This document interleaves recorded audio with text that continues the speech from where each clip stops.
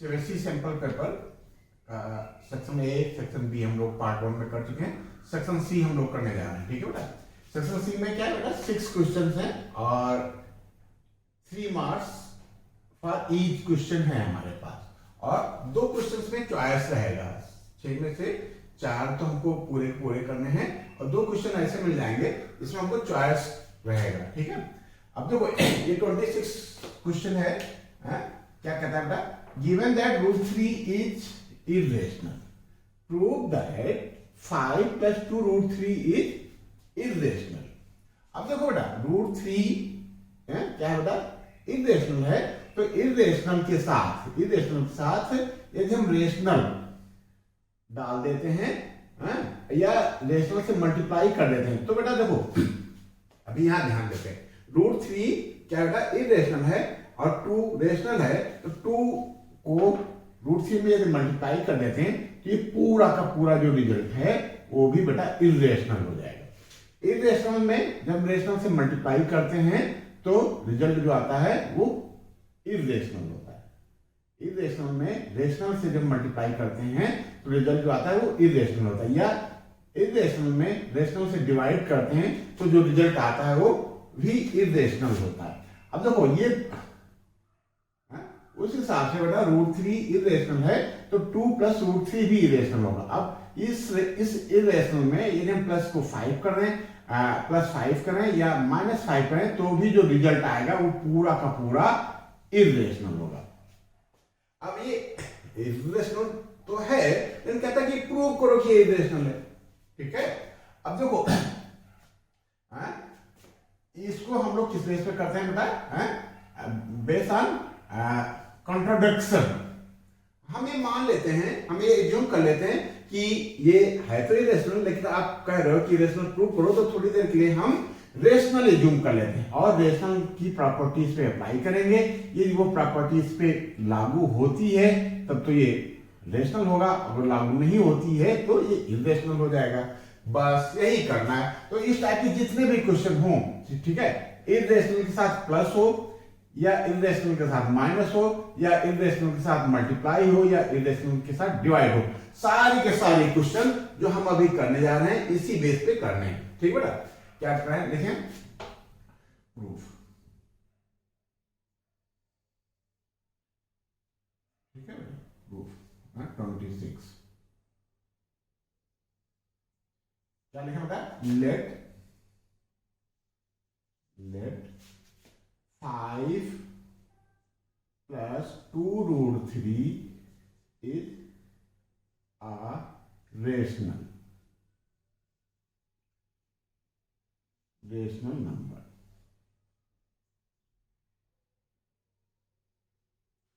Therefore,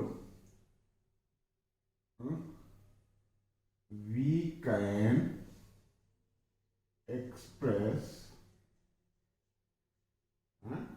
5 plus 2 root 3 in form of P upon Q. Example inertia,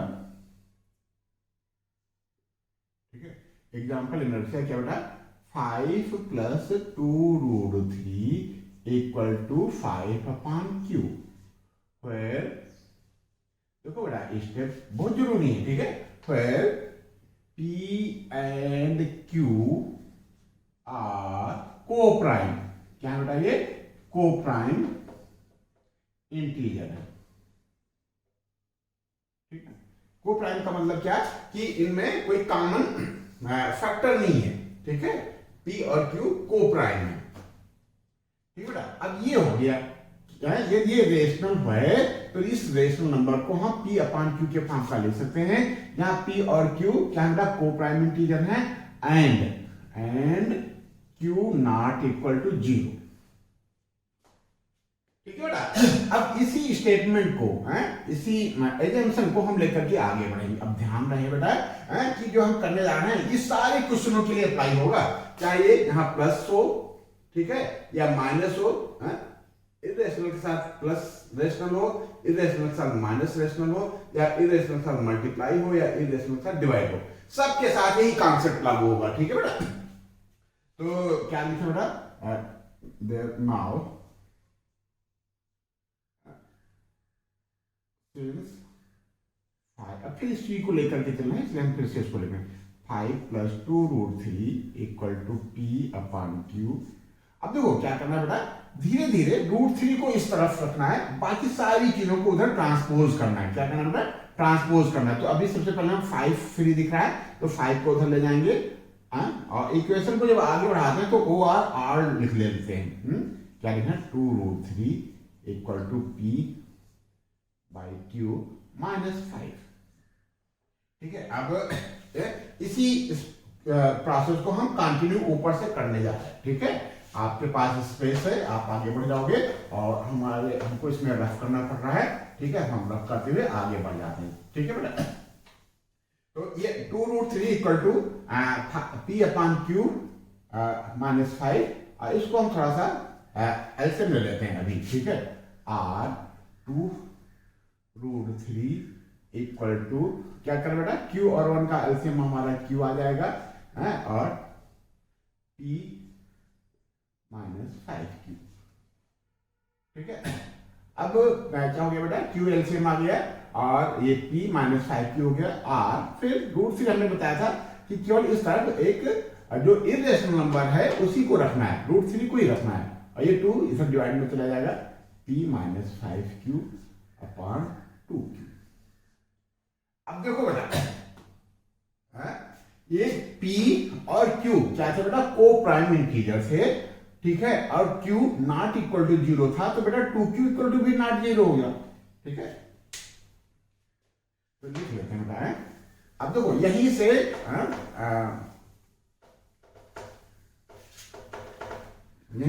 बेटा contradiction arise हो रहा है, ठीक है। तो क्या लिखें बेटा, since P and Q are, क्या लिखें बेटा, P and Q are co-prime integer, therefore P -5Q are also some integer। ये भी बेटा इंटीजर ही तो होगा, जब P और Q इंटीजर था तो किसी इंटीजर में इन्हें 5 से मल्टीप्लाई कर देते हैं तो रिजल्ट भी बेटा इंटीजर आएगा, और P तो इंटीजर है, तो इसका रिस्पांस है।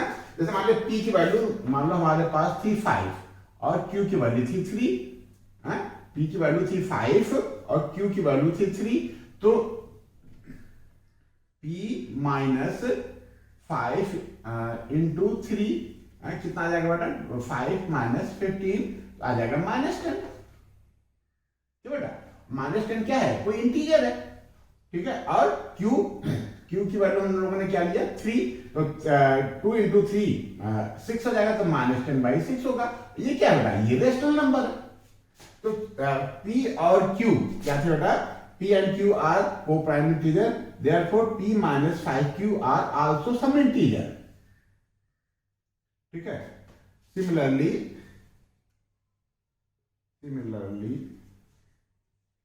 Q = -0, therefore 2Q = not 0, hence इसको बेटा एक इक्वेशन ये डाल दो, hence in above equation,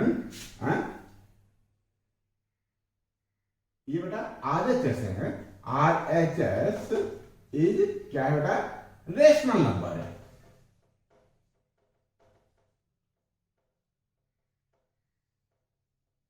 but इसके लिए हमको गिवन है LHS √3 is irrational.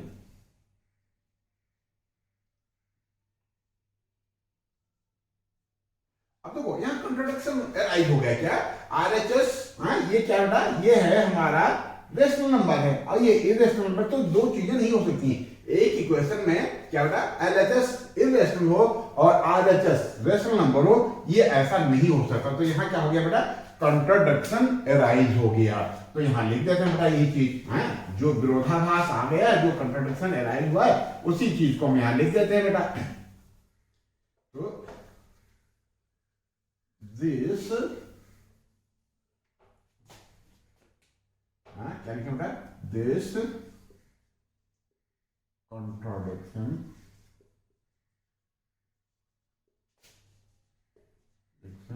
arising due to क्या होता है, due to our wrong assumption। बस सारे क्वेश्चनों में ऐसे ही करना होगा, ठीक है। therefore 5 plus 2 root 3 is not rational, but 5 plus 2 root 3 is an irrational number।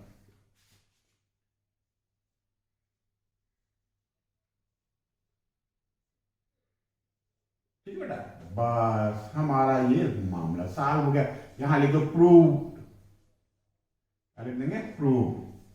ठीक है बेटा, तो इस तरीके से क्वेश्चन नंबर 26 हो गया। अब देखो इसमें सेट पैटर्न है बेटा, या तो प्लस में आ जाएगा है क्या, इरेशनल के साथ रेशनल को प्लस करके दिखा देगा, या मल्टीप्लाई करके दिखा देगा, या डिवाइड करके दिखा देगा। करना हमको वही है, हम पूरे को हम पी रेशनल मान लेंगे और P अपॉन Q के फॉर्म पे लिखेंगे। एक तरफ को रेशनल रखेंगे, दूसरी तरफ सारी चीजों को ट्रांसपोज कर देंगे, और दूसरा तरफ बेटा रेशनल आएगा और इस तरफ इरेशनल है, और दोनों को इक्वेट करेंगे तो कंट्राडिक्शन अराइज हो जाएगा। Irrational not equal to rational होता है, ठीक है। तो कंट्राडिक्शन अराइज होगा, बस हम यही स्टेटमेंट लिख देंगे, this contradiction arise due to our wrong assumption। Therefore जो हमारे पास क्वेश्चन होगा इज नॉट रेशनल, बट वो question is an irrational number. ठीक है बेटा, तो इस तरीके से क्वेश्चन नंबर 26 हो गया। हम लोग आगे बढ़ते हैं, नोट कर लो बेटा। ठीक है बेटा, बोर्ड पे हमने 27 क्वेश्चन नोट कर रखा है। कहता है इफ द जीरोज, क्या बेटा, zeros of the polynomial is x square plus P x plus P R double the value of the zeros of the polynomial this, then find the value of p and q। अब देखो बेटा, इसके zeros, ये जो ये polynomial है x square plus P x plus P का relation इस पॉलिनोमियल के जीरो से दे रखा है। तो बेटा पहले सबसे पहले हम इस पॉलिनोमियल के जीरोज पता कर ले। ठीक है बेटा, तो क्या बेटा, p और q की वैल्यू पता करनी है, इसलिए हम लोग आंसर 27 डालेंगे। क्या डालेंगे बेटा, आंसर 27। ठीक है, लिखें इन 2x square minus 5x minus 3 equal to 2x square. क्या करना है बेटा, इसके फैक्टर करके हम जीरो पता कर लेंगे ना बेटा। और क्यों ऐसे शुरुआत करें, क्या लिखें, लेट px, क्या बेटा, px इक्वल टू दिस। ठीक है, और px इक्वल टू क्या करना होता है बेटा, 2 और 3 का मल्टीप्लाई करते हैं, -6 आया, -6 के फैक्टर करते हैं कि एडिशन हमारा -5 आ जाए। तो -6 को हम -6x प्लस x करके हम रिक्वायर्ड चीजें ला सकते हैं। देखो बेटा, -5 को हम -6 प्लस 1 लिख सकते हैं, और -6 को -6 इंटू 1 करेंगे तो मल्टीप्लाई हमारा -6 आ जाएगा, -3। ठीक है, ये हम लोग खूब कायदे से जानते हैं ऐसे फैक्टर, इसलिए इसमें ज्यादा डिटेल जाने की जरूरत नहीं है। ठीक है, अब इसमें 2 कॉमन ले लिया, 2x मैक्सिमम कॉमन लेते हैं, यहाँ बचा x, यहाँ बचा -3, और यहाँ +1 कॉमन ले लेंगे, x -3। ठीक है, और px इक्वल टू, देखो बेटा दोनों में x -3 है तो x -3 कॉमन ले लेंगे, यहाँ बचा क्या बेटा, 2x प्लस 1। देखो कायदे से लिखेंगे। अब देखो x इसका मतलब ये कि इस पॉलिनोमियल में ये दो फैक्टर हैं, x माइनस थ्री या और 2x प्लस वन। तो x माइनस थ्री से डिवाइड करने पे भी इसका रिजल्ट रिमाइंडर जीरो आएगा और 2x प्लस वन से भी डिवाइड करने पे इसका रिमाइंडर जीरो आएगा। तो लिखने का तरीका therefore x minus either x minus 3 equal to 0 or क्या बेटा 2x plus 1 equal to 0. If x minus 3 equal to 0, then क्या बेटा then x equal to 3, and if क्या बेटा 2x plus 1 equal to 0, then क्या लिखें बेटा then क्या x इक्वल टू -1/2। तो x की दो वैल्यूज आ गई, इसके जो जीरोस हैं वो क्या आ गए 3 और -1/2। अकॉर्डिंग टू क्वेश्चन क्या लिखेंगे बेटा, according to question zeros of x square plus px plus p are 2 into 3 equal to 6 and इसके 2 टाइम्स ना क्या है कि to the zeros of the polynomial क्या आर डबल, ये डबल है किसके, इस पॉलिनोमियल के जीरोस से are double the value of the zeros of the polynomial 2x square minus 5x minus 3। तो ये हो गया बेटा हमारा 2 into 3 लिख लिया, 6 आ गया एंड 2 into -1/2 इक्वल टू क्या आ जाएगा बेटा -1। अब ये देखो इसके जीरोस हमको पता चल गए बेटा, किसके जीरोस, उसी पेज पे हम लोग आगे कंटिन्यू करेंगे, ठीक है। स्पेस कम होने की वजह से हम लोग अब इसी को आगे यहां कंटिन्यू कर रहे हैं, ठीक है। नाउ क्या बेटा x square plus P x plus P, अब ये क्या है बेटा x square plus P x,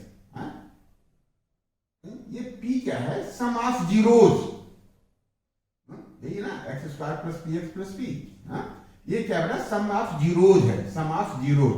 तो सम ऑफ जीरोस यानी alpha plus beta equal to p, और अल्फा की वैल्यू यानी जीरोस में हमारा 6 और प्लस -1 आया था, तो ये आ जाएगा हमारा -5। कुछ में गलत तो नहीं हुआ बेटा, ये हो जाएगा, एक आंसर तो हमारा -5 आ गया, और alpha into beta, alpha into beta equal to p दे रखा है, और अल्फा आया है हमारा क्या, अल्फा आया है 6 और ये आया है बीटा आया हमारा -1, मल्टीप्लाई कर देंगे तो ये आ जाएगा हमारा बेटा -6। तो रिजल्ट हमारा आ गया, जीरो हमारे आ गए -5 एंड -6, यही हमारा आंसर आ जाएगा बेटा, ठीक है। चेक कर लेते हैं, -6 x square plus P x plus P, answer हमारा -5,6 आ रहा है। हम चेक कर लेते हैं बेटा, 20 -6, वेरी गुड, है हम लोग का आंसर करेक्ट आ गया, ठीक है। बस इस तरीके से क्वेश्चन नंबर 27 कंप्लीट हुआ, ठीक है। अब हम लोग क्वेश्चन नंबर 28 की तैयारी करते हैं, ये नोट कर लो बेटा, हम लोग आगे बढ़ते हैं, ठीक बेटा। क्वेश्चन नंबर 28 हमने नोट कर रखा है, कहता है अ train covered a certain distance at a uniform speed, ठीक है। बड़े प्यार से क्वेश्चन को हम लोग पढ़ेंगे, ठीक है, इसी से सॉल्यूशन दिमाग में आ जाएगा।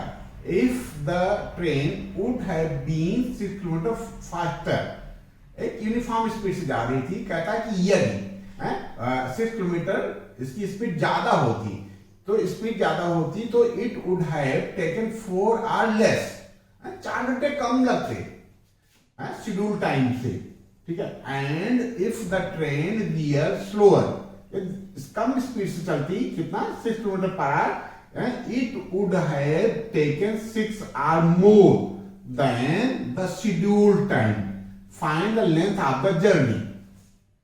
ठीक है, अब देखो क्वेश्चन को बड़े हौले से टेक आउट करेंगे और बड़े प्यार से इसकी कंडीशंस को देखेंगे, और जो चीज हमको देखो आंसर लिखना है बेटा, जो चीज हमको फाइंड करनी होती है उसी को लेट करते हैं। क्या पता करना है? Find the length of the journey. तो क्या कहें? लेट क्या लिखा? Let the length of journey,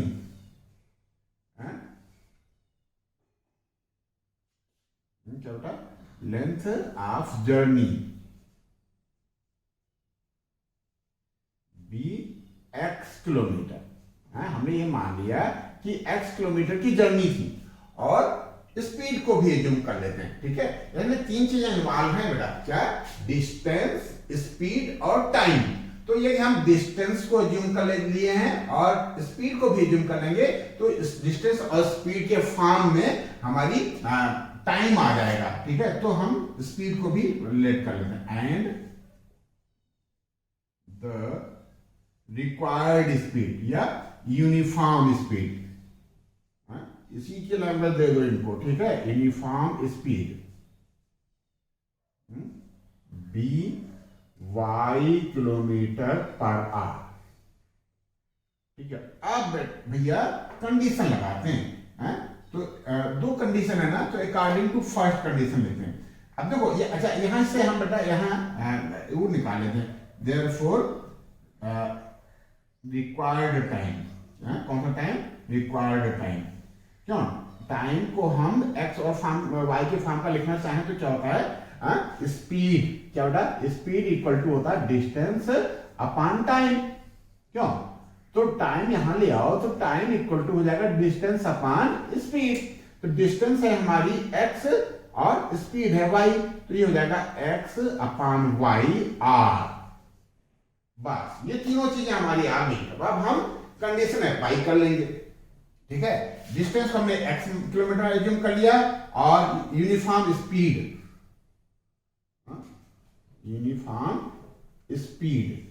को हमने y kilometre per our assume कर लिया, तो x और y के फॉर्म का हमारा टाइम आ गया है x upon y, distance upon speed, ये हमारा टाइम आ गया। अब हम क्या करें? इसमें कंडीशन अप्लाई करें, क्योंकि 2 कंडीशन है, तो हम लिख दें अकॉर्डिंग टू फर्स्ट कंडीशन। क्या लिखें? According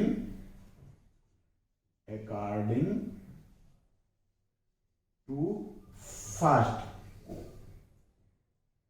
condition.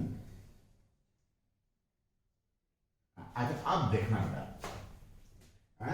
कहता है कि if the train would have been 6 kilometre faster. ठीक है, और हमारी स्पीड थी क्या बेटा? y। ये हमारी स्पीड हो जाती y प्लस 6। ठीक है, तो तब हमारा टाइम क्या लगता है? हमारी लेंथ ऑफ जर्नी तो फिक्स है, तो हमारा रिक्वायर्ड टाइम या जो हमारा टाइम लग जाएगा उसमें वो x अपॉन दिस आएगा।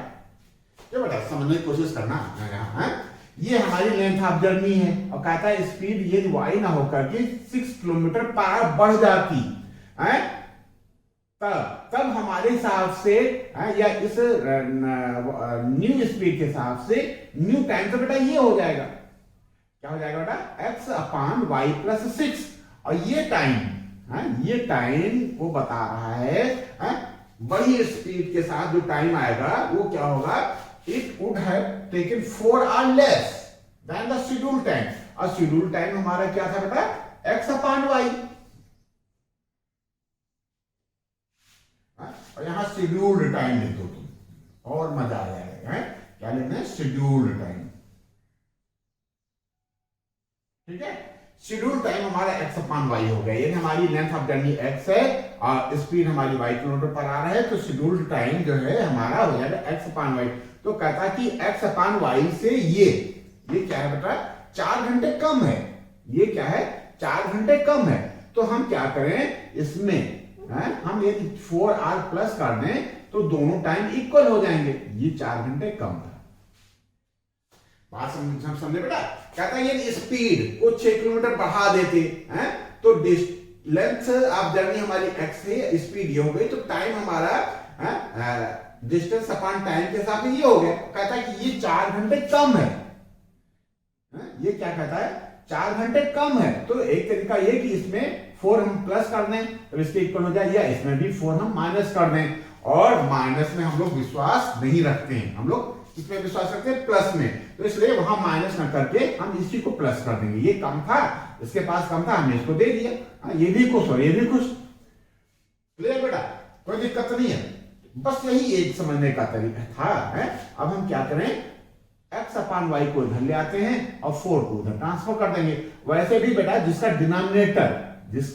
डिनोमिनेटर ज्यादा होता है वो फ्रैक्शन की वैल्यू कम होती है। ठीक है, ये बेटा इसके कंपेयर में कम है, ये कम है और यहां दे भी रखा 4 घंटे कम है, तो हमने इसको 4 प्लस कर दिया। अब इसी इक्वेशन को बड़े प्यार से हम लोग आगे बढ़ाएंगे। कैसे करें बेटा? x upon y plus 6 minus x upon y equal to -4। ठीक है, r यहां तक हो गया ना बेटा? ये याद रखना, x क्या था और y क्या था। x क्या था? लेंथ ऑफ जर्नी था, और y क्या था बेटा? यूनिफॉर्म स्पीड थी। तो अब इसको यदि हम यहां आगे बढ़ाते हैं बेटा, तो ये क्या आ जाएगा? y into Y plus 6, LCM आ जाएगा। y का इसमें मल्टीप्लाई कर देंगे, एक्स वाई हो जाएगा, और माइनस एक्स का इसमें मल्टीप्लाई करेंगे, माइनस एक्स वाई, और माइनस एक्स का प्लस 6 में करेंगे तो माइनस 6x। जो कैलकुलेशन पे ध्यान दिए रहे ना बेटा, कैलकुलेशन में यदि गलती हुई तो केवल हमारी गलती नहीं मानी जाएगी बेटा, आपकी भी गलती मानी जाएगी। ठीक है, कैलकुलेशन एक कहीं रॉन्ग होता है तो आप हमको जरूर टोकिए। एक्स वाई प्लस का एक्स वाई माइनस का हमने कैंसिल कर दिया। ठीक है, अब ये बेटा यहां भी माइनस है, यहां भी माइनस है, तो आप दोनों को प्लस कर सकते हो।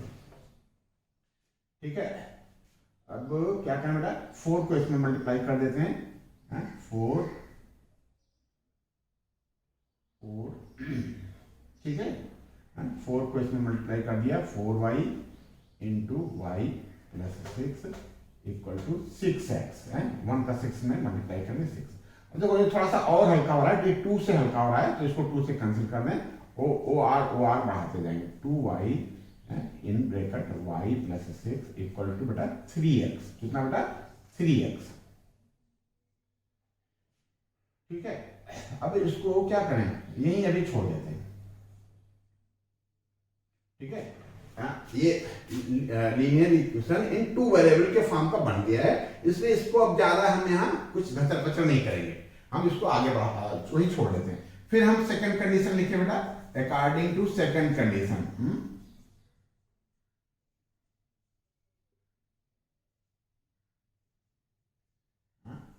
सेकंड कंडीशन भी हम लोग बड़े प्यार से देखेंगे कि क्या है। कहता है कि and if the train were slower by 6 kilometre per hour, मतलब पहले स्पीड थी हमारी क्या थी बेटा? y kilometre per hour. अब कहता है यदि ये कम हो जाए, y माइनस 6 हो जाए, तो टाइम हमारे हिसाब से जो नया टाइम है वो ये लग जाएगा, डिस्टेंस अपॉन न्यू स्पीड। और ये कहता है कि जो पहले वाला टाइम था, कौन सा टाइम था? पहले हमारा शेड्यूल्ड टाइम था x अपान वाई, इससे क्या होता है? 6 घंटे ज्यादा लेता है, ये 6 घंटे मोर है। ये क्या बेटा? 6 घंटे मोर। तो हम क्या करेंगे बेटा?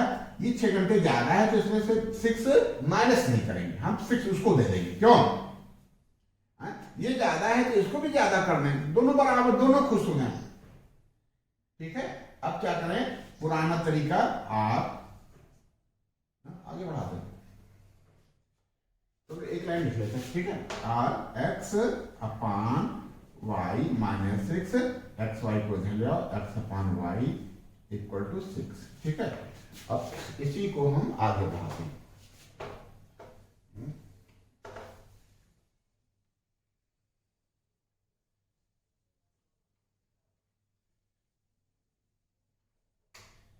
कैसे करें बेटा? y minus 6 into y into y minus 6, ये एलसीएम आ गया।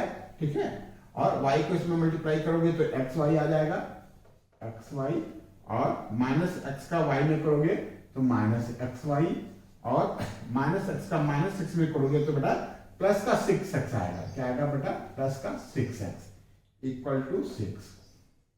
ठीक है, और एक्स वाई कट गया, और ये प्लस का सिक्स इस प्लस सिक्स से भी कट जाएगा तो यहाँ बेटा वन आएगा।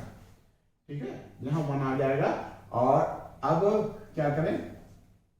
क्या ये बात समझ आ रही कि नहीं आ रही? और नहीं समझ आ रही है तो अभी इसको छोड़ दो, अभी इसको प्लस सिक्स एक्स ही लिखा है। ठीक है, बाद में करते हैं, इतनी जल्दी नहीं। ठीक है, सिक्स यही था ना बेटा? सिक्स था ना? ये हो गया, और एक्स वाई और प्लस का सिक्स एक्स ये। ठीक है, तो ये अगले स्टेप में क्या हो गया बेटा? Six x upon y minus six equal to six, cross multiply करेंगे। ठीक है, ये हो जाएगा six y minus six equal to six. अब अगले स्टेप में, अब यहाँ अब तो क्लियर दिख रहा है ना बेटा? सिक्स को यहाँ ट्रांसफर करोगे, अपान में चला जाएगा, यहाँ कट जाएगा, तो ये हो जाएगा y into y minus six equal to x भी था ना बेटा? एक्स कहाँ चला गया? सिक्स एक्स है ना?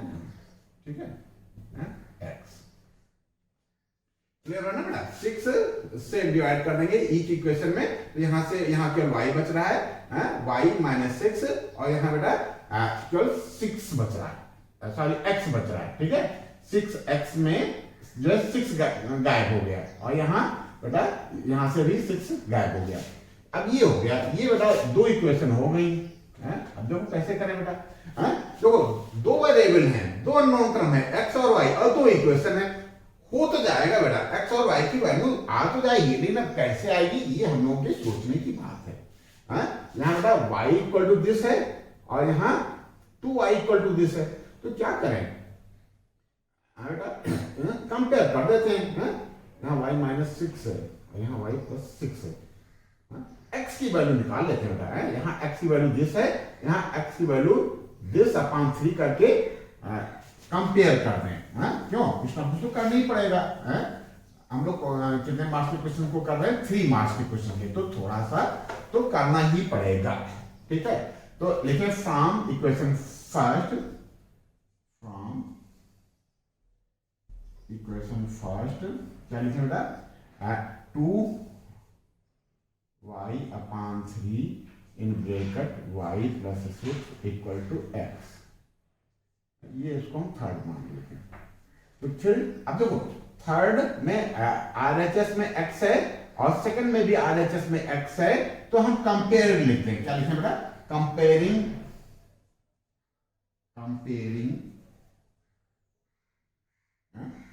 above इक्वेशंस कौन सा है बेटा? सेकंड एंड थर्ड, अब कंपेयरिंग आपने लिख दिया, बस ज्यादा जरूरत नहीं है। एक्स को हम निगलेक्ट कर देंगे। ठीक है, इसका जो आरएचएस है और इसका जो आरएचएस है दोनों इक्वल हो जाएंगे। एलएचएस इक्वल है तो बेटा आरएचएस भी इक्वल हो जाएंगे। और 2y upon 3 in bracket y plus six equal to, यहाँ कितना आया था बेटा? ये हो गया ना, 2y upon 3 y plus six, यहाँ है y into y minus six. क्या सही चल रहा है ना बेटा? अब देखो कैंसिल करें, इस y से को आप इस y से आप कैंसिल कर सकते हो, ये y इधर जाएगा तो डिवाइड में चला जाएगा। अब 3 को यहां मल्टीप्लाई में ले आओ, और ओ आर लिखते हुए आगे बढ़ाते जाओ। क्या करें, ये 3 को यहां मल्टीप्लाई कर दें, r 2y 2 प्लस सिक्स को 2 को y से मल्टीप्लाई किया 2y आ गया, 2 को 6 मल्टीप्लाई करेंगे बेटा 12 आ जाएगा, और 3 को यहाँ मल्टीप्लाई करेंगे तो 3y आ गया, और 3 को यहाँ मल्टीप्लाई करेंगे तो -18 आ जाएगा। क्यों सही चल रहा है ना बेटा? क्यों सही चल रहा है ना? ये हो गया। ठीक है, 3 से मल्टीप्लाई कर दिया। अब क्या करें, अब क्या करोगे, 2y माइनस 3y एक तरफ ले लिया और माइनस 18 और माइनस 12 एक तरफ कर दिया, r minus Y equal to आ गया माइनस 30, तो plus Y equal to plus 30। तो देयरफॉर स्पीड हम लोगों ने y माना था, आ गई 330 किलोमीटर पर आवर। ठीक है, हमको x पता करना है। अब इस y की वैल्यू, लेंथ ऑफ जर्नी पता करना है। ठीक है, तो इस y की वैल्यू हम यही इक्वेशन दिख रहा है बेटा, इसी में रख देते हैं। तो क्या लिखें बेटा, सब्स्टिट्यूटिंग, क्या लिखें, सब्स्टिट्यूटिंग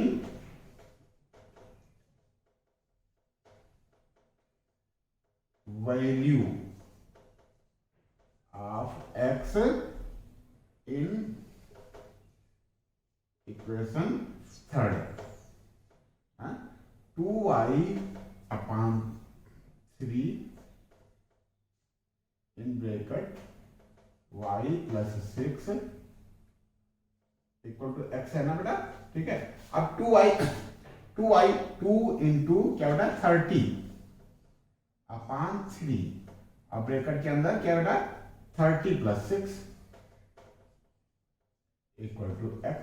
ठीक है, अब ये 3 10 क्या हो जाएगा, ये हो जाएगा 20 into 36 equal to x।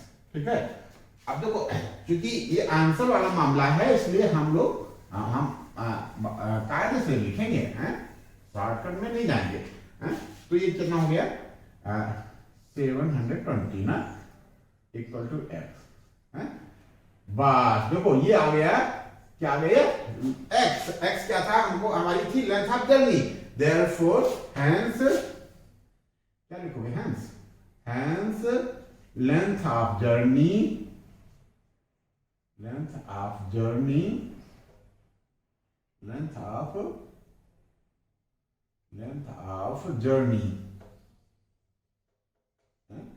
Equal to 720 kilometre. बस यही आंसर आया, आंसर बढ़िया प्यार से लिख देंगे, बढ़िया बढ़िया बढ़िया राइटिंग में। ठीक है, तो इस तरीके से क्वेश्चन नंबर 28 कंप्लीट हुआ, और शायद 28 में ऑप्शन भी है, तो 28 का हम ऑप्शन वाला पार्ट देख लेते हैं, पहले नोट को हम लोग आगे बढ़ते हैं। ठीक है, क्वेश्चन नंबर 28 का ऑप्शन हमने नोट कर रखा है। कहा था कि अनुज हैड सम चॉकलेट, अनुज के पास कुछ चॉकलेट हैं, and he divided them into two lots, A and B. He sold the first lot at the rate of ₹2 for 3 chocolate and second lot at the rate of 1 per chocolate, and got a total 400. अब देखो ऐसे तो मजा नहीं आएगा, हम क्या करेंगे, दोनों लाट में अलग अलग नंबर ऑफ चॉकलेट एज्यूम कर लेंगे।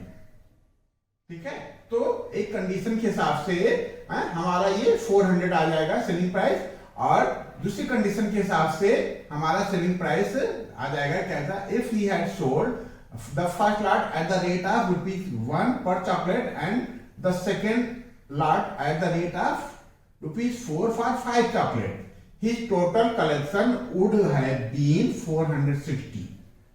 तो इस तरीके से हम कैलकुलेट कर लेंगे, सेलिंग प्राइस के हिसाब से रिलेशन बना लेंगे, लीनियर इक्वेशन बन जाएंगे। ठीक है, और हम सॉल्व कर लेंगे। ठीक है, तो कैसे करें बेटा, find the total numbers of chocolate पता करना है, लेकिन हम अलग अलग यूज करेंगे कि लाट ए में नंबर्स ऑफ चॉकलेट उसने x डाले हैं और लाट बी में नंबर्स ऑफ चॉकलेट y डाले हैं। ठीक है, टोटल बाद में कर लेंगे, x प्लस वाई जो हमारा आएगा उसको प्लस कर लेंगे x और y को, तो हमारा टोटल नंबर्स ऑफ चॉकलेट आ जाएगा। ठीक बेटा, तो सॉल्यूशन हम लोग करते हैं, आंसर लिखते हैं हम लोग, आंसर 28। ठीक है, क्या लिखें, late numbers of chocolates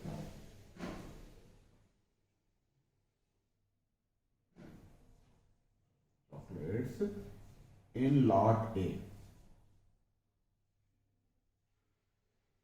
be x and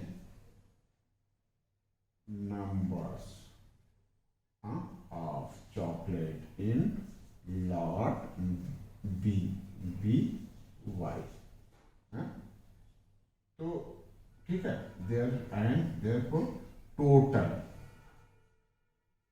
numbers of chocolate in lot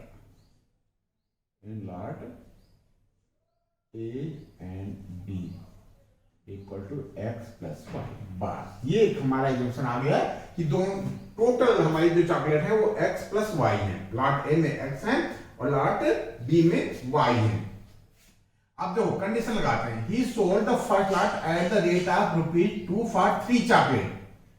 तो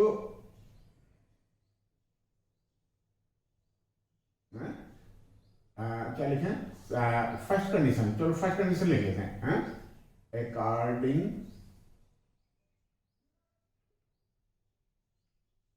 टू फर्स्ट कंडीशन क्या बेटा कि ही sold the first lot at the rate of ₹2 for 3 chocolate. अब देखो इसमें थोड़ा सा मजा नहीं आ रहा है तो हम लोग कायदे से करते हैं इसको। हमारे पास नंबर ऑफ चॉकलेट x हैं और 3 चॉकलेट को ₹2 में बेचता है। फॉर लॉट ए है ना, फॉर लॉट ए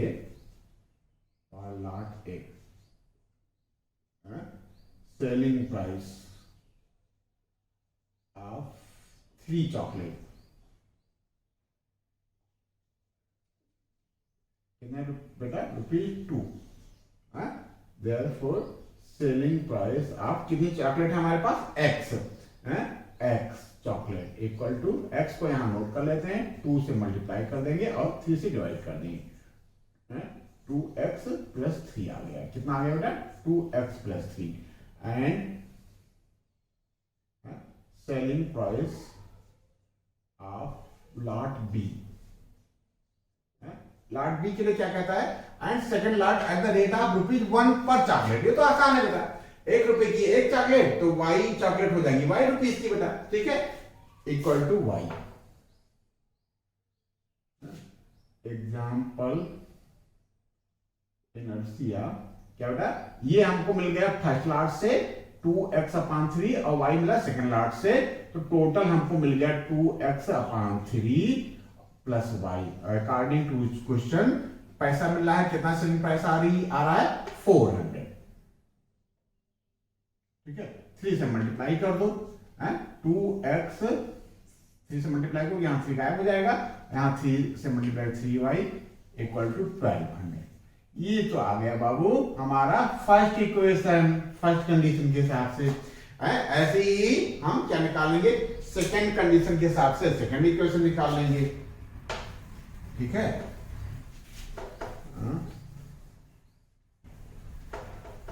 तो क्या लिखें, अकॉर्डिंग टू सेकंड कंडीशन, क्या लिखें बेटा, अकॉर्डिंग टू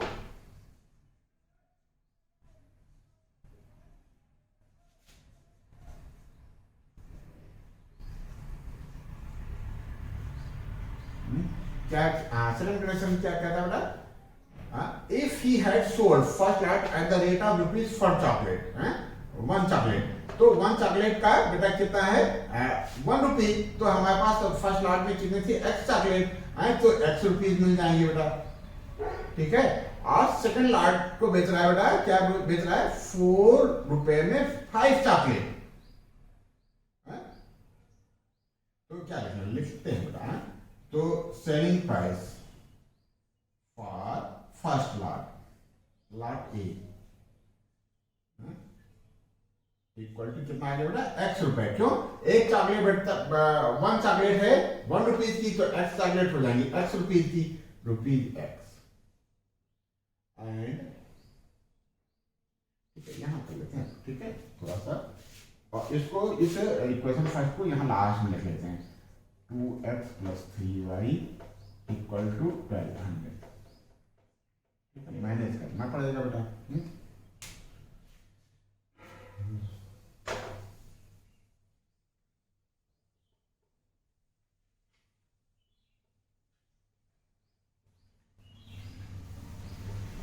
ठीक है, सेकंड लॉट के लिए थोड़ा सा कंडीशन लगाता है, कहता है कि ₹4 में 5 चॉकलेट, तो फॉर लॉट बी कितना 5 चॉकलेट, 5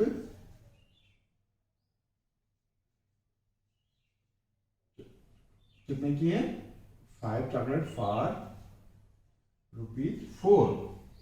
और चॉकलेट हमारे पास कितनी थी लास्ट डी में? y।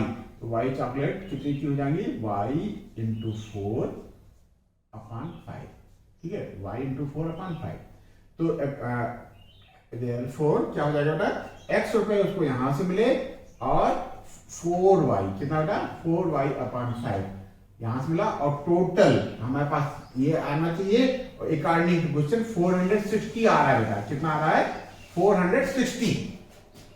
ध्यान देना बेटा। है सेकंड कंडीशन के हिसाब से 1 रुपीज की 1 चॉकलेट बेचता है फर्स्ट लॉट को तो x रुपीज आ जाएंगे। और 5 चॉकलेट बेचता है 4 रुपीज में तो y चॉकलेट बेचेगा 4y/5 में।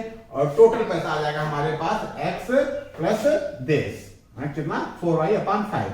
ठीक है। और क्वेश्चन के हिसाब से आ रहा है कलेक्शन सेलिंग प्राइस आ रही है 460। बस इक्वेशन इक्वल कर दिया। अब मल्टीप्लाई कर दो बेटा। 5x क्या बेटा? 5x plus 4y equal to कितना आ जाएगा? 5 से मल्टीप्लाई करोगे 2300। ये हो गया बेटा हमारा सेकंड कंडीशन इक्वेशन। अब देखो हमको इसको सॉल्व करना है। यहाँ 5x है, यहाँ 2x है। ठीक है, तो कैसे करें? इस इक्वेशन में हम किससे मल्टीप्लाई कर दें? 2 से। और इक्वेशन फर्स्ट में हम मल्टीप्लाई कर दें बेटा 5 से। ठीक है, तो लिख लेते हैं बेटा। लिखना पड़ेगा क्योंकि हम लोग बोर्ड की एग्जाम में बैठे हैं और एग्जाम दे रहे हैं। तो कोई ऐसी लापरवाही ना करें कि एग्जामिनर जो है मार्क्स काट ले हमारे, हमको कुछ कम मार्क्स दे दे। 3 में से 2.5 दे दे। ठीक है, 3 में से 3.5 ना दे पावे तो 3 तो कम से कम दे ही। 3 में से 3 हमको मिलना चाहिए। बस उसी हिसाब से हम लोग करेंगे। ठीक है, तो लिख देंगे मल्टीप्लाइंग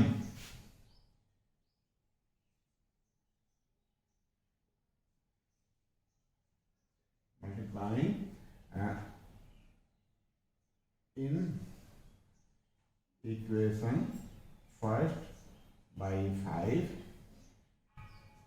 and in equation क्या होता है? second by 2 and subtracting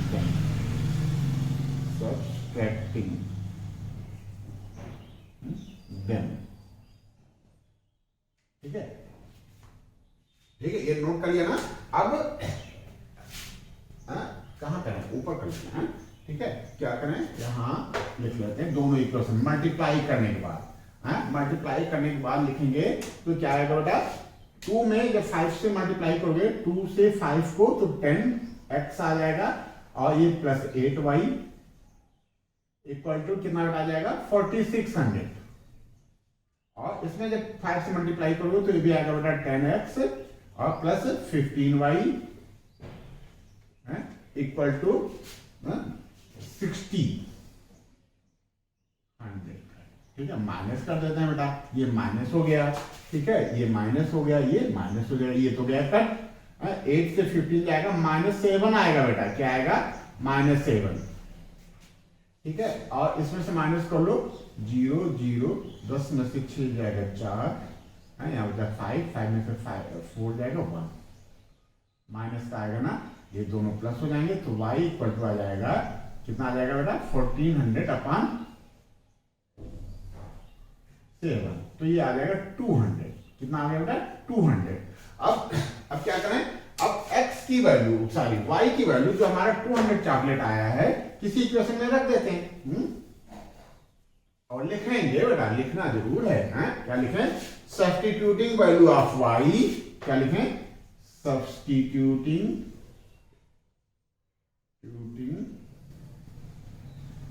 value of y in equation क्या बेटा? फर्स्ट में रख लेते हैं 2 into x plus 3 into y. Y की जगह हमको क्या लिखना है? 200 इक्वल टू 1200। ठीक है।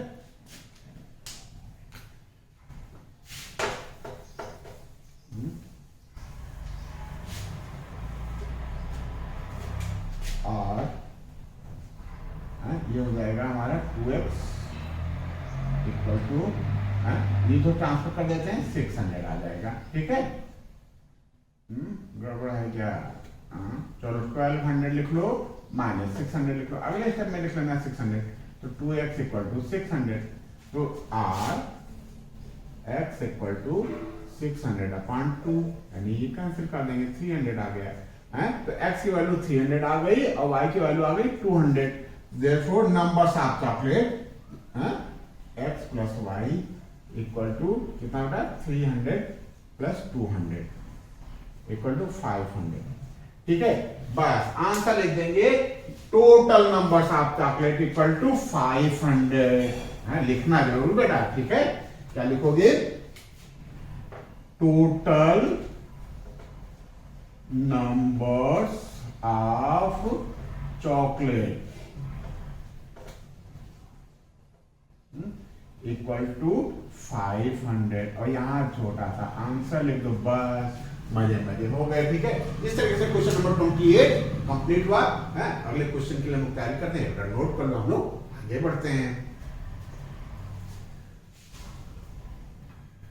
ठीक बेटा, क्वेश्चन नंबर 29 हमने नोट कर रखा है, ट्रिग्नोमेट्री का क्वेश्चन है ये। कहता है प्रूव द फॉलोइंग दैट, ये प्रूव करना है क्या? tan cube theta upon 1 plus tan square theta plus cot cube theta upon 1 plus cot square theta equal to sec theta into cosec theta minus 2 sin theta into cos theta. ठीक है, तो क्या करते हैं? Generally जैसे trigonometry के question हम लोग करते हैं, LHS लेकर के चलते हैं। क्या लेकर के चलते हैं? LHS। और प्रूव करते करते साथ करते करते हम RHS ला देते हैं। तो LHS है हमारा tan cube theta upon 1 plus tan square theta, और ये बेटा cot cube theta upon 1 plus cot square theta. ठीक है, क्या करना बेटा? अभी सीधे सीधे तो हमको कुछ नहीं दिख रहा है, लेकिन ये दिख रहा है क्या? 1 प्लस tan स्क्वायर थीटा को हम sec स्क्वायर थीटा लिख सकते हैं, और 1 प्लस cot स्क्वायर थीटा को हम कोसेक स्क्वायर थीटा ले सकते हैं। ठीक है, तो हम इसी को आगे बढ़ा देते हैं, जो जानकारी है हमारे हिसाब से उसी को हम आगे बढ़ाते हैं। ठीक है, ये 1 प्लस tan स्क्वायर थीटा की जगह हमने सेक स्क्वायर थीटा लिख लिया, और plus cot cube theta upon cosec square theta लिख लिया। ठीक है, ठीक बेटा, अब आगे बढ़ते हैं बेटा। क्या tan को क्या लिखना है? tan को हम लिख लेते हैं, देखो यहाँ sec और sin, कोसेक और cos के फॉर्म का है, तो tan को हम sin क्यूब, क्या लिखना है बेटा? sin cube theta upon cos cube theta. ठीक है, और जो sec स्क्वायर है ना बेटा, sec स्क्वायर को हम 1 अपॉन cos स्क्वायर थीटा लिख रहे हैं, कोई दिक्कत तो नहीं बेटा। जो sec है, sec किसका रेसिप्रोकल होता है? cos का। sec theta equal to 1 upon cos, तो sec square equal to 1 upon cos square. Similarly cot cube को हम लिख लेंगे cos cube theta upon sin cube theta. ठीक है, और cosec स्क्वायर थीटा को हम लिख लेंगे 1 अपॉन sin स्क्वायर थीटा। ठीक है, अब देखो ये बेटा cos क्यूब है, यहाँ cos स्क्वायर है, दोनों डिनोमिनेटर में ये cos स्क्वायर कैंसिल होकर के cos क्यूब को cos बना देगा बेटा, तो ये हो जाएगा हमारा sin क्यूब थीटा अपॉन क्या बेटा? cos theta. बात समझ पा रहे हो कि नहीं? ये क्यूब था ना, यहाँ स्क्वायर है, तो ये स्क्वायर जो है पावर माइनस हो जाती है ना, डिवाइड करते हैं तो 3 में से 2 जाएगा 1, और 1 यहाँ लिखा नहीं जाता। ऐसे ही ये बेटा हो जाएगा तुम्हारा cos क्यूब थीटा अपॉन क्या बेटा? sin theta. अब एलसीएम ले लो, दोनों का एलसीएम लोगे तो आ जाएगा sin theta into cos theta. ठीक है, साइन का इसमें मल्टीप्लाई करोगे तो आ जाएगा sin की पावर 4 थीटा, प्लस cos का इसमें मल्टीप्लाई करोगे तो cos की पावर 4 थीटा। अब देखो बेटा, थोड़ा इंपॉर्टेंट चीज है क्या कि इसको हम पावर 4 है तो इसका हम फायदा उठाएंगे। क्या हम इसको ऐसे लिख सकते हैं क्या, sign square theta plus cos square theta का होल स्क्वायर। ठीक है, अब देखो क्या मिलेगा, यहाँ साइन की पावर 4 थीटा मिल जाएगा है हमारे पास, कॉस की पावर 4 थीटा मिल जाएगा है, plus 2 sine square cos square theta मिलेगा जो यहाँ है नहीं। तो हम क्या करें बैलेंस के लिए, minus 2 sine square theta into cos square theta कर देते हैं, whole upon sine theta into cos theta. देखो ये इंपॉर्टेंट स्टेप है बेटा, यहाँ कायदे से समझ लो इसको, थोड़ा सा रिड्यूस करें कायदे से आ जाए।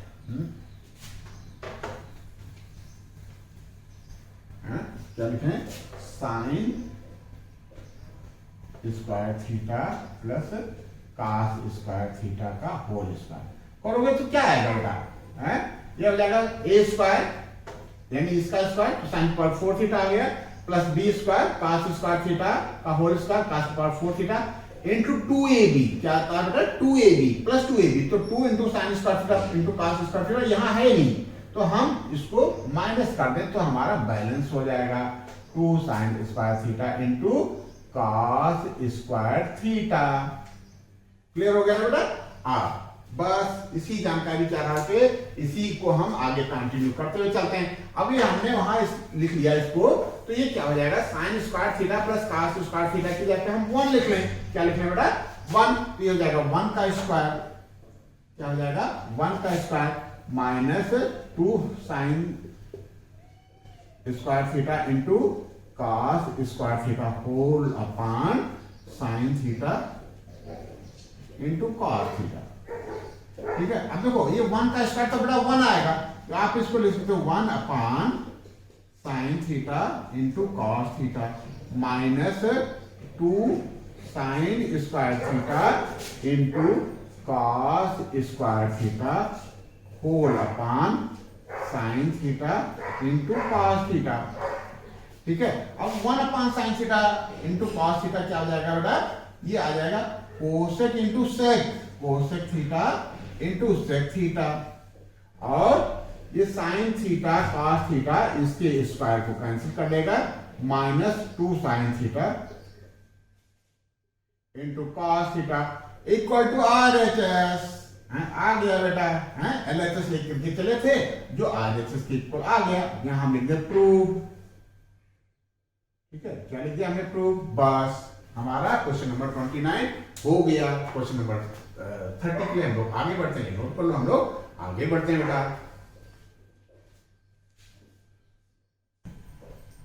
ठीक है, क्वेश्चन नंबर 30 हम लोगों ने नोट कर रखा है, कहता है प्रूव दैट पैरेललोग्राम सर्कमस्क्राइबिंग। अब देखो बेटा यहां लोग थोड़ा सा कंफ्यूज होते हैं, समझने की कोशिश करो बेटा, क्या कि parallelogram circumscribing a circle is a rhombus. Parallelogram circumscribing a circle मतलब पैरेललोग्राम के अंदर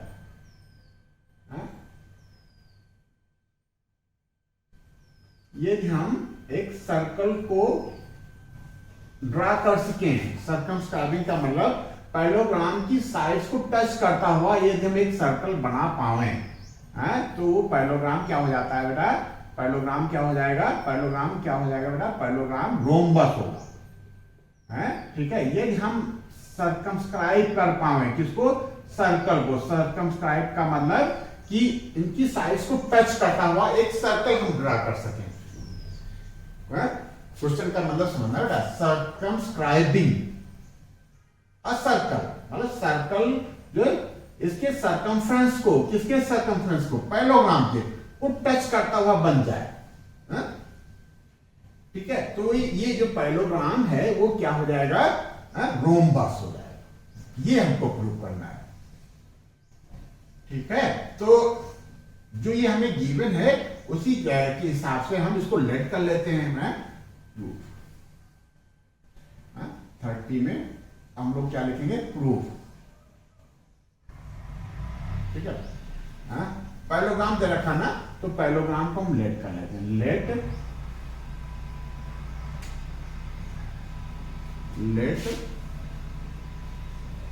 ए B C D is a parallelogram.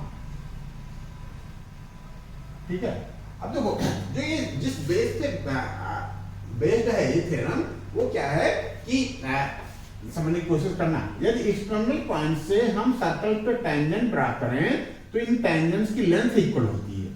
ठीक है, जैसे मान लीजिए ये पॉइंट ऑफ कांटेक्ट हमारा P Q R और S है, तो AP equal to AS, BP equal to BQ, CQ equal to CR और ठीक है DR इक्वल टू DS। इस कॉन्सेप्ट पे बेस्ड ये थ्योरम है। तो हमने क्या लिखा, let ABCD is a parallelogram and P, Q, R and S। जो उसमें कामा लगाएंगे क्योंकि ये अलग अलग पॉइंट हम बता रहे हैं। यहाँ क्या था, पूरा कंप्लीट क्वाड्रिलेटरल था, पैरेललोग्राम था, इसमें इसको एक साथ लिखे, यहाँ कामा लगाते हम लोग लिख रहे हैं। And P, Q, R and S are point of contact. ठीक है, ठीक है, गिवन है क्योंकि ये पैरेललोग्राम गिवन है, तो आपको ये गिवन है क्या कि अपोजिट साइड्स इक्वल होंगी, अपोजिट साइड्स पैरेलल और इक्वल होती हैं। तो आपको ये गिवन है A B equal to D C and क्या पैरेलल भी लिखो A B and A B parallel to D C and ठीक है, और क्या दे रखा है, अपोजिट साइड इक्वल है ना, तो A D equal to B C और A D parallel to B C. To prove, ये गिवन हो गया, टू प्रूव, इसी की कॉन्टिन्यूटी में हम लोग आगे बढ़ रहे हैं। यहाँ स्पेस कम है इसलिए हम यहाँ थोड़ा मैनेज कर रहे हैं। ठीक है, या नहीं मैनेज करना है तो हम ऐसे ही बढ़ाते हैं आगे। ठीक है, ये गिवन हो गया, टू प्रूव, यहां से लिख लेते हैं, टू प्रूव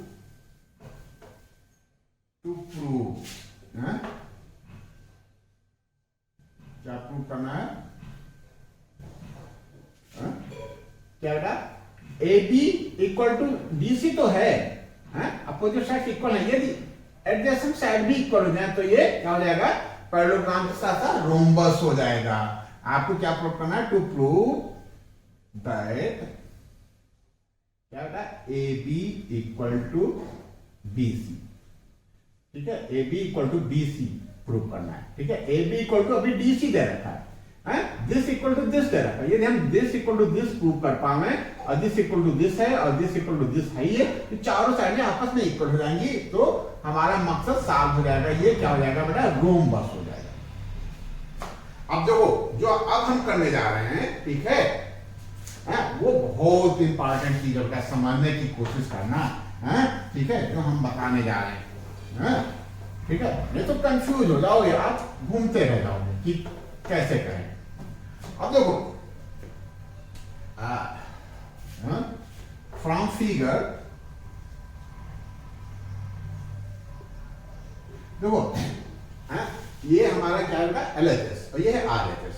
LHS में हम वो सारी चीजें लिखेंगे जो AB और CD को एक्सप्रेस करें पॉइंट ऑफ कांटेक्ट में, और RHS में हम वो चीज लिखेंगे जो BC और DA को प्रूव करें। जैसे अभी हम लिखने जा रहे हैं AP, क्या लिखने जा रहे हैं बेटा, AP।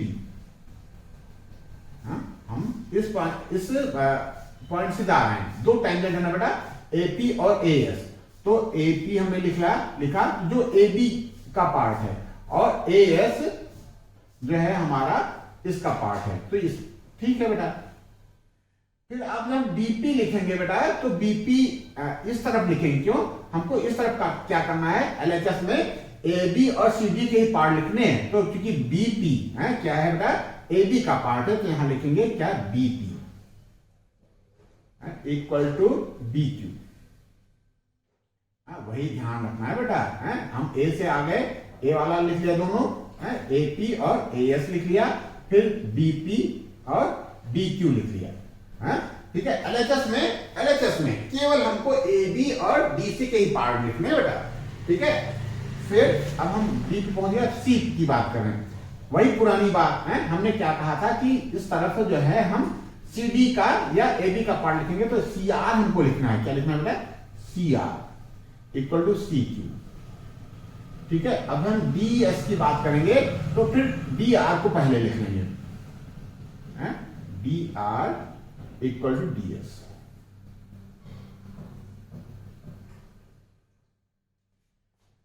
ठीक है, क्या बेटा सही चल रहा है ना? अब सबको प्लस कर दो।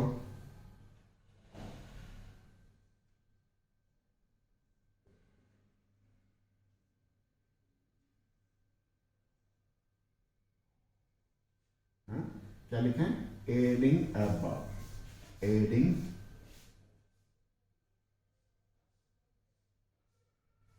First, second, third and fourth. Fourth है ना बेटा? फोर्थ। क्या आ जाएगा बेटा? A P plus B P, A P लिखा ना, फिर पी बी लिख लो, P B plus C R, C R plus R D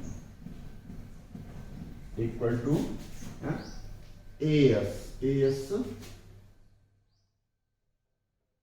A S plus S D को लिख लो साथ में, S D plus B Q plus Q C. Last वाले पॉइंट और लेट करते हैं। ठीक है बेटा, समझा? तो A P plus P B मिलकर के ए बी बना देगा। ये क्या बन जाएगा बेटा? A B. और सी आर, सी आर और आर डी मिलकर के सी डी बना देगा, सी डी। ये क्या हो जाएगा? A S, A S plus S D, ये क्या बना देगा हमारा? A B. ठीक है, और बी क्यू और क्यू सी बना देगा हमको बी सी। ठीक है, अब इसी को आगे बढ़ा लेते हैं बेटा। ठीक है,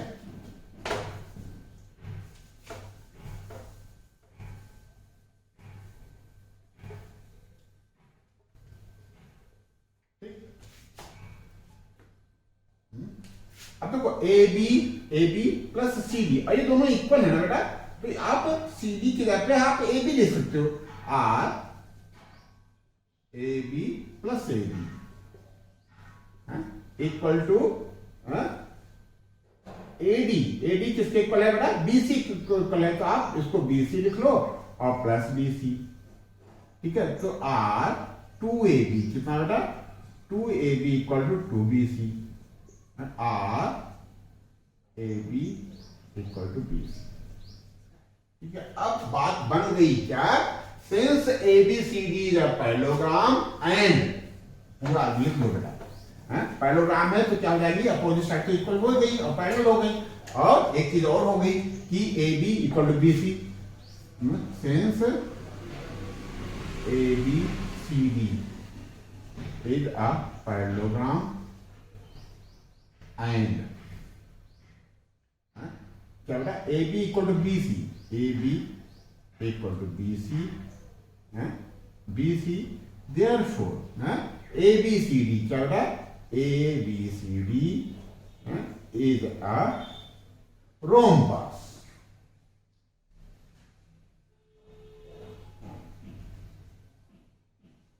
बट प्रूव, सांस लिखेंगे बेटा, हम लोगों ने प्रूव कर लिया क्या है ये रोम्बस। बस ट्रिक है यहां जो वो समझने की कोशिश करना कि एलएचएस में हम ए बी या सी डी के पार्ट को लिखेंगे और आरएचएस में बीसी और बीए के पार्ट्स को लिखेंगे। इस तरह से क्वेश्चन नंबर 30 का एक पार्ट हो गया। इसका ऑप्शन वाला पार्ट हम लोग करने जा रहे हैं। ठीक है, ये नोट कर लो, फिर हम लोग इसका ऑप्शन देखते हैं। ये नोट कर लो।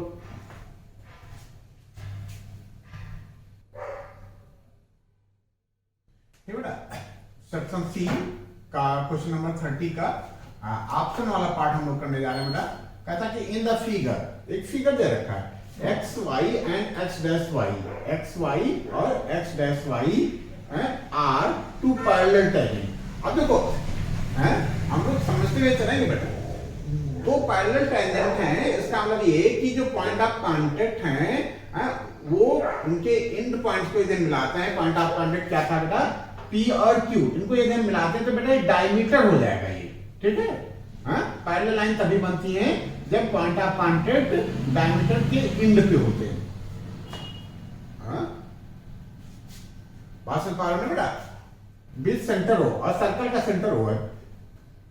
कहता है कि एंड अदर टेंजेंट, एक टेंजेंट और है, दो पैरेलल टेंजेंट हैं एक्स वाई और एक्स डैश वाई डैश, और एक टेंजेंट और है A B with point of contact C, जिसका पॉइंट ऑफ कांटेक्ट बेटा सी है। क्या कहता है, इंटरसेक्टिंग एक्स वाई को ए पे और एक्स डैश वाई को बी पे इंटरसेक्ट कर रहा है। What is the measure of angle A O B. देखो ए ओ बी हमसे जानना चाह रहा है, ठीक है। तो हम क्या करेंगे, ए ओ बी पता करना है ना, तो हम लोग क्या करेंगे, ए ओ से सी को मिलाएंगे पॉइंट ऑफ कांटेक्ट को, और ये बेटा 90 डिग्री बन जाएगा। तो ये क्या हो जाएगा 90 डिग्री, ठीक है। अब तो इसमें क्या करेंगे, दो ट्रायंगल लेंगे बेटा, एक ट्रायंगल ये और एक ट्रायंगल ये, इन दोनों को आपस में प्रूव कर देंगे। तो क्या लिखें, प्रूफ, नहीं प्रूफ नहीं है, मेजर करना है ना, तो आंसर लिखेंगे ना बेटा, आंसर 30,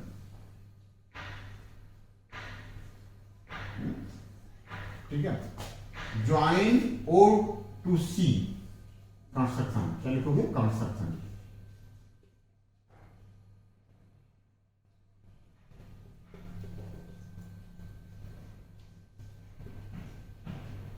क्या लिखें, ज्वाइन ओ टू सी, ठीक है। ये क्या हो गया, रेडियस हो गया। नाउ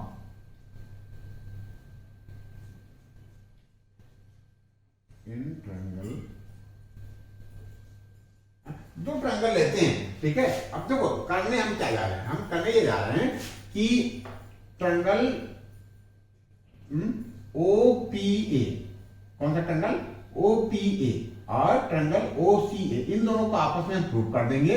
तो जो ये एंगल है ये बेटा है इस एंगल के इक्वल हो जाएगा, ठीक है, बाई सीपी सीटी से। और ये वाला एंगल है, इस वाले एंगल के हम इक्वल प्रूव कर ले जाएंगे, ठीक है। फिर this plus this plus this plus this equal to 180 and this equal to this, इसका मतलब ये 2 टाइम्स ऑफ दिस हो जाएगा, ये भी 2 टाइम्स ऑफ दिस हो जाएगा। तो कुल मिलाकर के ये एंगल हमारा निकल आएगा जो 90 डिग्री आ गई, ठीक है। तो करने हम क्या जा रहे हैं, हम triangle O P A, triangle O P A और ओ सी ए को अभी कांग्रुएंट प्रूव करने जा रहे हैं। क्या प्रूव करने जा रहे हैं, कांग्रुएंट, ठीक है। तो इन triangle O P A and triangle क्या, ट्रायंगल क्या, ओ पी ए ले लिया ना, अब ओ C A, triangle O C A, ठीक है। Angle O P A equal to angle O C A, क्यों, ईच 90 डिग्री है, रेडियस क्या होता है पॉइंट ऑफ कांटेक्ट पे 90 डिग्री बनाता है। तो क्या लिखें, ईच 90 डिग्री, ठीक है। और क्या बेटा, ओपी इक्वल टू ओ सी, ओपी इक्वल टू ओ सी है, ओपी इक्वल टू ओ सी, क्यों, रेडियस है,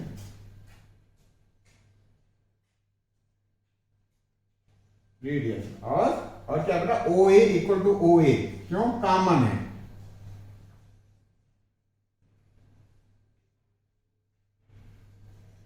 therefore triangle OPA, triangle O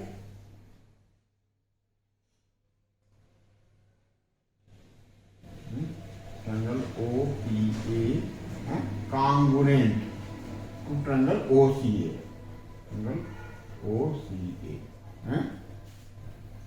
Therefore,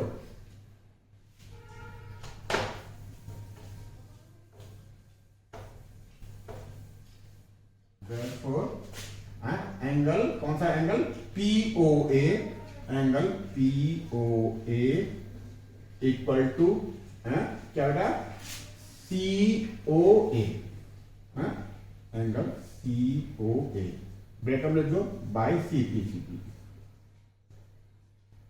ठीक है। Let angle POA plus equal to angle COA equal to theta, ठीक है। तो ये बेटा थीटा 1 मान लेते हैं, ठीक है। अभी यहां भी जरूरत पड़ेगी। सिमिलरली वी कैन प्रूव, अब देखो हम प्रूव करेंगे नहीं, हम लिख देंगे कि सिमिलरली वी कैन प्रूव। क्यों?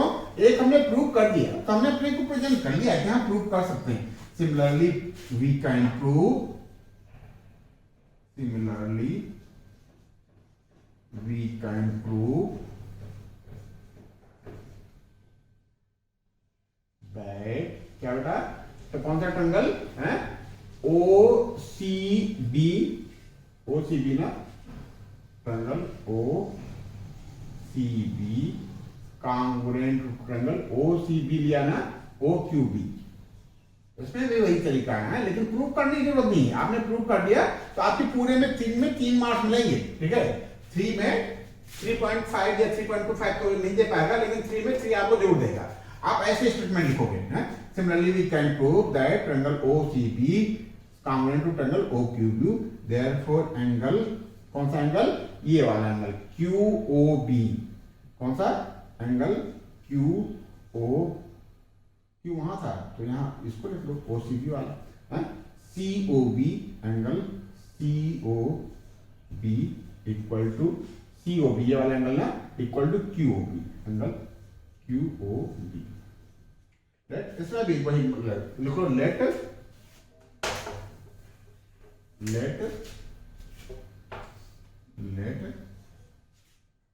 क्या लिखे हम, angle COB equal to angle QOB equal to theta 2, ठीक है। ये थीटा 1 आ गया, ये भी थीटा 1 हो गया, ठीक है। ये थीटा 2 है और ये भी थीटा 2, ठीक है। अब लिख लो बेटा, सिंस AOB, क्या लिखोगे, सिंस, क्या लिखोगे, since AOB is a straight line, क्यों, क्योंकि डायमीटर है बेटा ये, AOB is a straight line,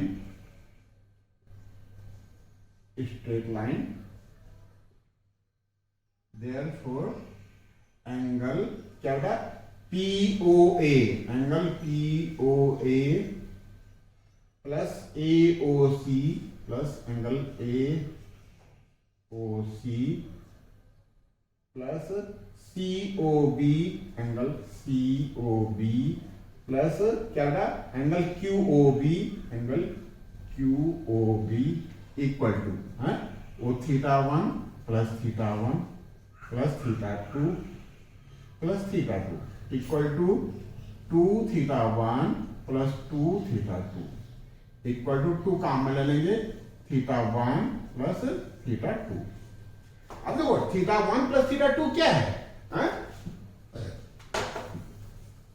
क्यों, इक्वल, नहीं कुछ गड़बड़ हो गया ना, ऐसा एक फिगर रफ कर देते हैं ना बेटा, ये फिगर रफ कर देते हैं, फिगर तो आप लोगों ने बना लिया है, ठीक है। Therefore this equal to 180, क्यों, स्ट्रेट लाइन था ना बेटा, इक्वल 180, थोड़ा सा इसको नजदीक लिखते हैं,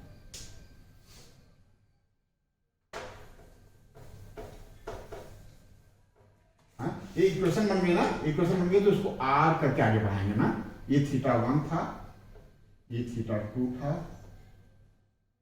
नहीं, ये भी थीटा वन है ना, theta one plus theta two plus theta to. नीचे वाले एंगल्स को हमने थीटा टू माना था, ऊपर वाले एंगल्स को theta one. Or two common ले लो, two theta one plus theta two equal to 180। Or theta one plus theta two equal to 180 upon 2 यानी 90 डिग्री। ये आर है, or theta one plus theta two equal to 90 degree. और ये theta one plus theta two क्या था, angle A O B था। ऊपर वाला पार्ट थीटा वन था और नीचे वाला थीटा टू था। तो or angle A O B equal to 90 degree. बस यही आंसर आ गया बेटा है। तो इस तरीके से क्वेश्चन नंबर 30 का ऑप्शन वाला क्वेश्चन, चॉइस वाला क्वेश्चन भी हम लोगों ने कर लिया। बस इस सेशन में एक क्वेश्चन हम लोग और करेंगे, बस इस सेशन को यही एंड करेंगे। ठीक, नोट कर लो, हम लोग आगे बढ़ते। नोट कर लो बेटा, ठीक बेटा। क्वेश्चन नंबर 31 हमने नोट कर रखा, सेक्शन सी का लास्ट क्वेश्चन है। ठीक है, ये प्रोबेबिलिटी का क्वेश्चन है। कहता है two coins are tossed simultaneously, what is the probability of getting. ठीक है, तो सबसे पहले सॉल्यूशन करना है ना, आंसर लिखना है ना, आंसर 31। सबसे पहले हम फार्मूला लेते हैं। क्या, प्रोबेबिलिटी ऑफ एन इवेंट क्या होता है, favourable, numbers of favourable outcome, numbers of favourable outcome comes upon total